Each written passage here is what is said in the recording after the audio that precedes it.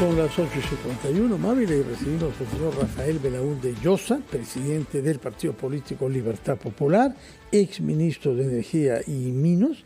Recordemos que se ha afiliado al partido que preside Rafael Belaúnde, Mario Vargas Llosa, y tiene una inspiración claramente liberal. Desde ese punto de vista, ¿qué está pasando con Petroperú? ¿Cómo interpreta usted los últimos anuncios que han sido hechos ya con el nuevo ministro de Energía y Minas? ¿Y a qué se puede aspirar respecto a esta empresa sobre la cual hay un debate desde hace tanto tiempo? A ver, Mávila, Fernando, días. Gracias por la invitación. Yo he visto con buenos ojos el anuncio del ministro Rómulo Mucho. Me parece que, para empezar, es un nombramiento sumamente acertado. Yo creo que es el nombramiento más acertado en el sector energía y minas, sin duda, en años, y creo que es el nombramiento más acertado del gobierno de la presidenta Boluarte, ¿no? Él es una persona forjada desde cero, es una persona, un puneño emprendedor que a punta de esfuerzo y dedicación se ha convertido en un operador, en un contratista muy importante en el sector minero. Es alguien que conoce la problemática, y veo auspiciosamente su designación, ¿no? El tema de Petroperú es un tema, pues, complejo, ¿no? Petroperú nació de la confiscación de Talara y las expropiaciones que hizo Velasco, pues, de Chevron, de la Lobito Oil Company. Es decir, tiene un origen, es una creación del Velascato, ¿no? Yo no veo realmente cuál es la necesidad que un país tenga que tener una petrolera de bandera, ¿no? Sobre todo un país que produce ni la cuarta parte del petróleo que requiere para producirlo en combustible, ¿no?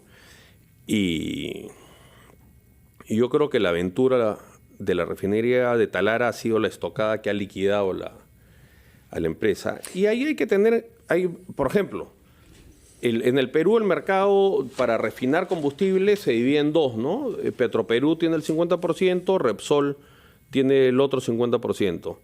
Resulta que las dos empresas hicieron un upgrade en sus refinerías, ¿no? Repsol pasó de 105.000 barriles a 127.000 barriles al día, y eso le costó 741 millones de dólares, es decir, 61.000 y pico dólares por barril. Petroperú ha hecho lo mismo, ha pasado de 65.000 barriles refinados por día a 95.000. Y eso, o sea, 30.000 más, ¿no? Y eso le va a costar 6.000 millones de dólares. O sea, 200.000 dólares de inversión por barril adicional. Es casi 4 veces más lo que le cuesta a un privado, ¿no? Entonces, esa es la gran diferencia. O sea, lo que al privado le ha costado casi la cuarta parte de lo que le cuesta a la petrolera estatal. Entonces, ese sobrecosto, ¿en quién recae? Recae en el bolsillo de todos los peruanos. Claro, porque es una empresa estatal, y lo acaba de decir. Durante los últimos meses, Petroperú ha estado en el ojo de la tormenta debido a estos requerimientos de dinero, inyección de capital, reestructuración, rescate, como le quieran poner el nombre. El día de ayer el Ejecutivo ha anunciado una nueva reestructuración y un tercer rescate de Petroperú. Se recompondrá, anunció, todo el directorio de la estatal, y habrá medidas de austeridad. Se habla de que no será una inyección de capital, no hay efectivo, sino que se ampliará las garantías. Estamos, hablando de lo mismo, nuevamente un salvataje para Petroperú, ahora bajo el nombre de garantías, ¿o realmente hay un cambio a partir del ingreso al gabinete del ingeniero Rómulo Mucho? Yo creo que, la remoción, el cambio, el relevo general del directorio es una buena noticia, pero Petroperú, digamos, en los últimos años nos tiene acostumbrados a lo mismo, que es pedir plata nueva, ¿no? Pedir capitalización de deuda, es decir, que le condonen deuda que tenía, y pedir líneas de crédito. La línea de crédito, en el fondo, lo que es pasar a la deuda pública, deuda de Petroperú, porque es deuda que no se va a pagar. Entonces, seguimos en lo mismo.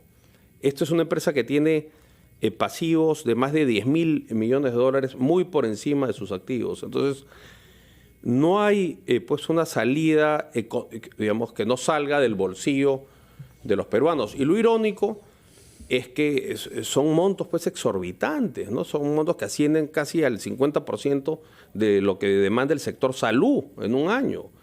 Entonces, hay que meditar seriamente si en un país donde los niños se mueren en las heladas en el sur, donde las madres no se pueden atender satisfactoriamente para dar a luz a sus hijos, donde la desnutrición y la anemia crece galopantemente, somos un país que va a estar destinando 8.000 millones de soles en mantener a flote una petrolera estatal. Lo que se puede hacer, porque sucesivos presidentes, otros fueron algunos empresarios destacados y de la misma inspiración liberal que usted, pienso el señor Bartel, por ejemplo, y otros, Paredes, García Rosell, y los de ahora, consideran que en esas circunstancias no se puede vender.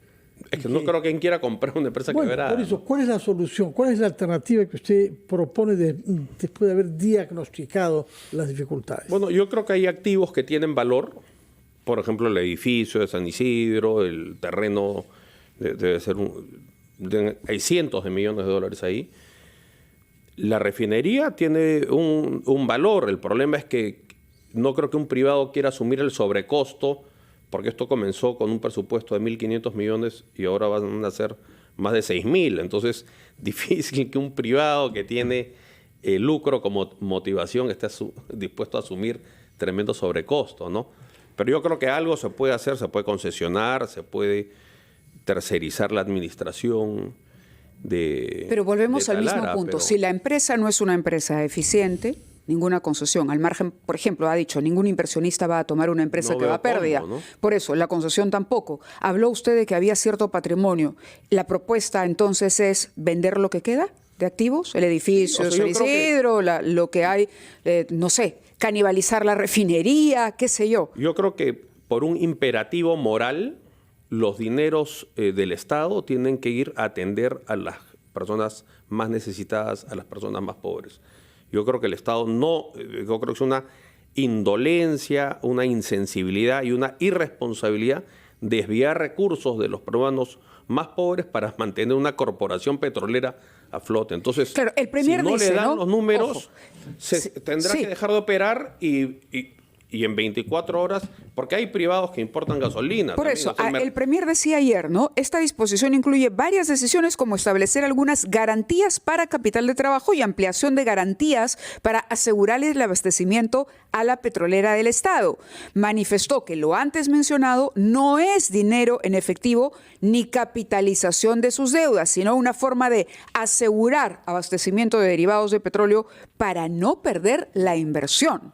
Es una capitalización pues diferida, ¿no? Porque van a avalar una operación crediticia. Pero la justificación es no perder la inversión. ¿Vale o no vale? Lo que pasa es que la inversión es irrecuperable. Si el presupuesto ha pasado de 1.500 a más de 6.000 millones, o sea, hay un sobrecosto pues escandaloso.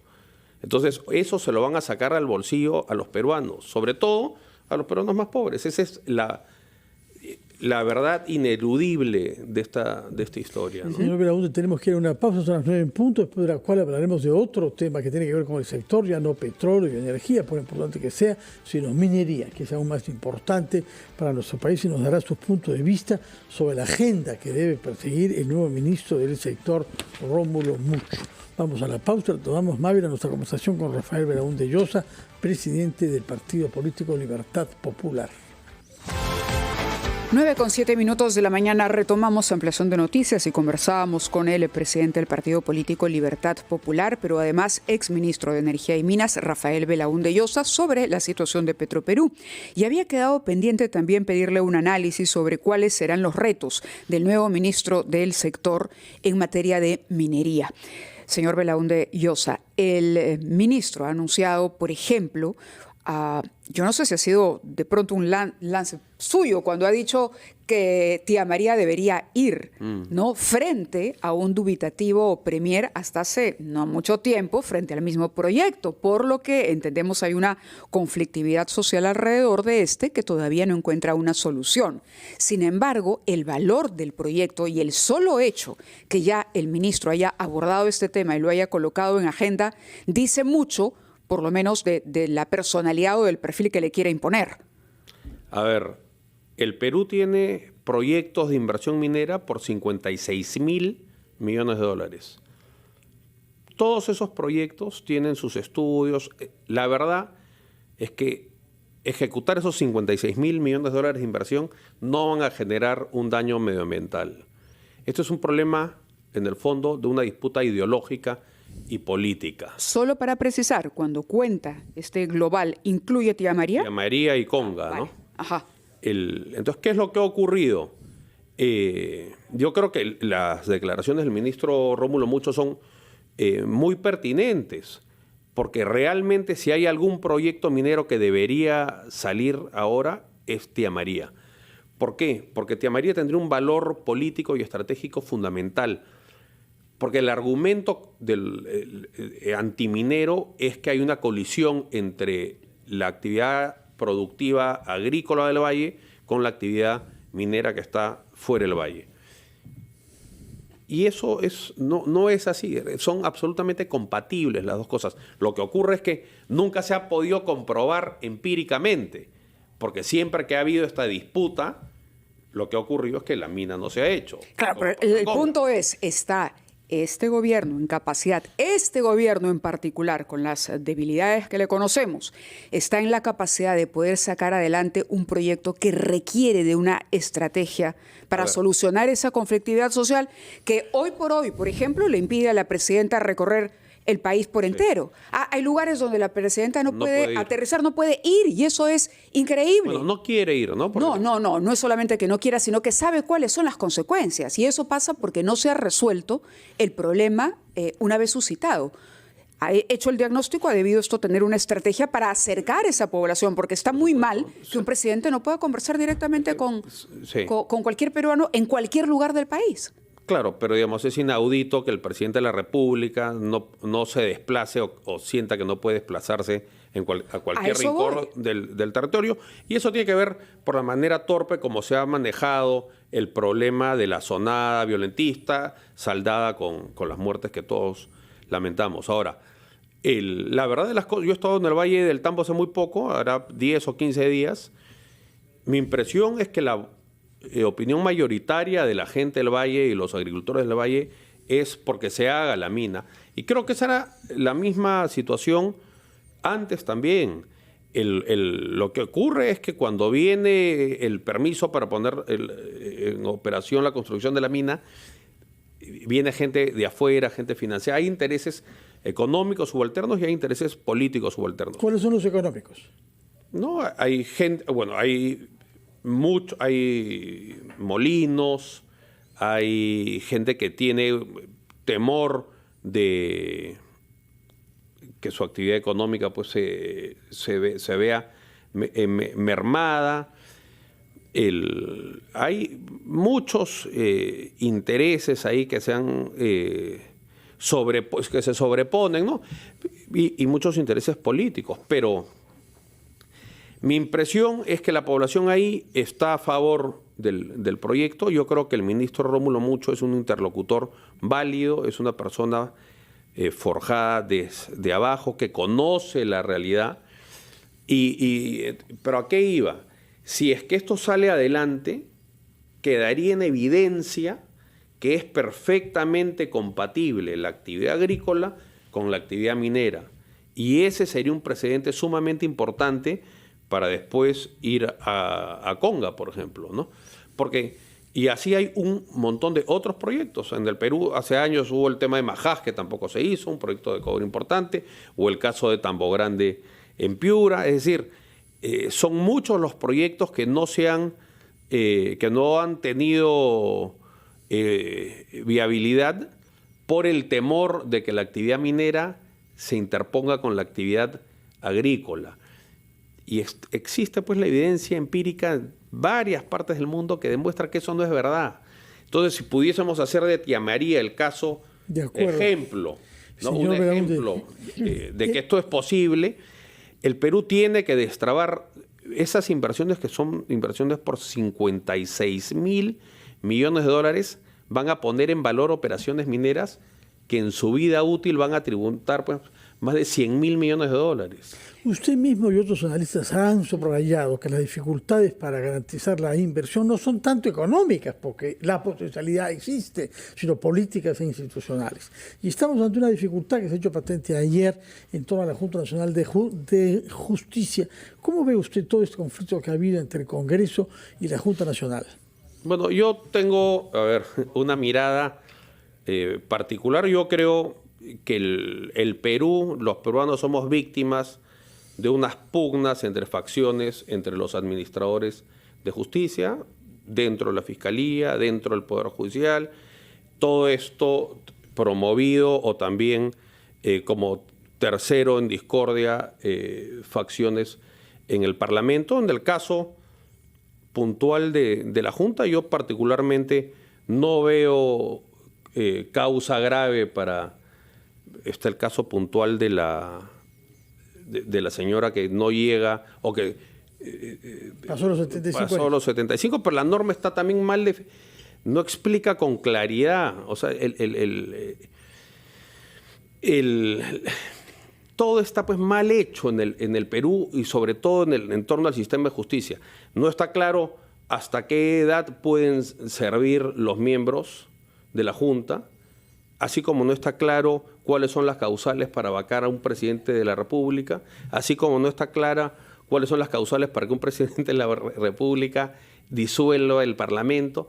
Todas esas cosas deben estar taxativamente expuestas y expresadas para quitarle discrecionalidad a la correlación de fuerzas políticas de un momento dado. ¿Qué es lo que cree que está pasando usted ahora? Es decir, una fuerza política en el Congreso decide eliminar una institución aprovechándose de la ambigüedad del marco normativo. De la ambigüedad, yo creo que somos víctimas de luchas intestinas, todas subalternas, promovidas por apetitos personalísimos, para ambiciones políticas.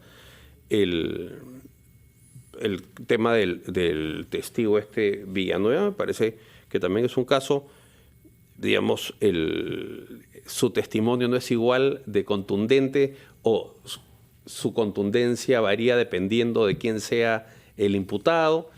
Entonces yo creo que tenemos que hacer, digamos, hay reformas que se tienen que hacer, hay reformas profundas que se tienen que hacer en la forma como opera el sistema de justicia en el Perú.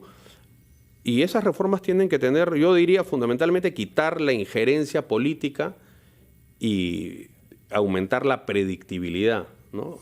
De acuerdo, muchas gracias, Rafael Belaúnde Llosa. Recuerda que es el presidente del Partido Libertad Popular. Mávila. Gracias, Rafael, por haber estado con nosotros. Vamos ahora con